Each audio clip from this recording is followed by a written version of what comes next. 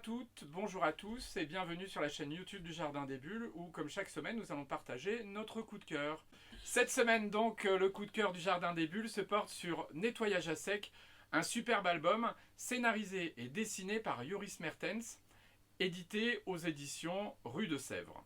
Nous avions découvert Joris Mertens à travers un premier album qui s'appelle Béatrice, toujours paru aux éditions de Sèvres. Et la particularité de ce premier album, c'est qu'il était entièrement muet. C'est là d'ailleurs que réside tout le talent de Joris à narrer en fait des histoires juste par le visuel. Dans l'un comme dans l'autre, en fait, il pleut.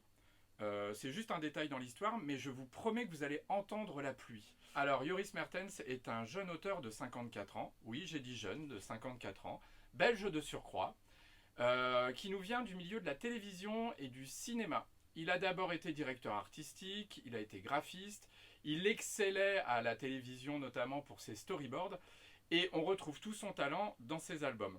Nettoyage à sec va nous parler de l'histoire de François. François, une vie assez monotone, assez morne, à part jouer au loto les mêmes numéros, dans l'espoir de gagner une vie extraordinaire, il passe son temps à rêver. Il paye des coups à Marivonne, la buraliste, là où il va jouer son loto. Il aime bien sa petite fille, tout ça.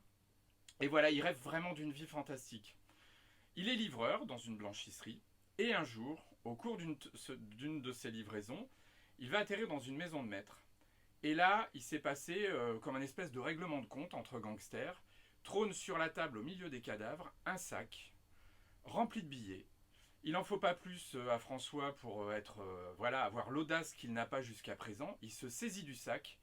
Il s'en va, mais avec les billets, avec le sac, il emmène aussi les ennuis. Donc, si vous voulez savoir ce qui est arrivé à François dans la suite de l'aventure, je vous invite à découvrir ce superbe album. On apprécie particulièrement dans cet album le découpage cinématographique qui est lié évidemment au premier travail de Joris. Et puis ces pleines pages urbaines, vous allez voir, il nous plonge dans les années 70, et 72 exactement, mais dans les années 70, avec un Paris urbain, un Paris pluvieux, un Paris vivant, avec le tramway, avec tout ça, les vieilles galeries, les devantures, les cafés où tout le monde est serré.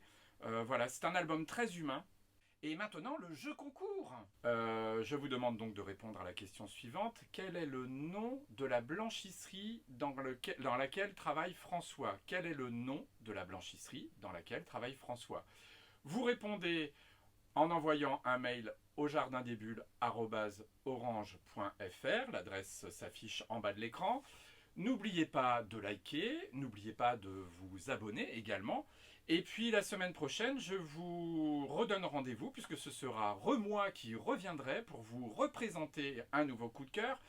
La particularité, c'est qu'on va commencer à vous parler de la convention de tatouage et BD de Vannes qui va se dérouler les 11 et 12 juin. Donc on a plein d'auteurs sympas à vous présenter avec des albums extraordinaires. Vous verrez, ça part dans tous les univers. Voilà, je vous attends donc pour la semaine prochaine. En attendant, je vous souhaite une bonne semaine. À bientôt!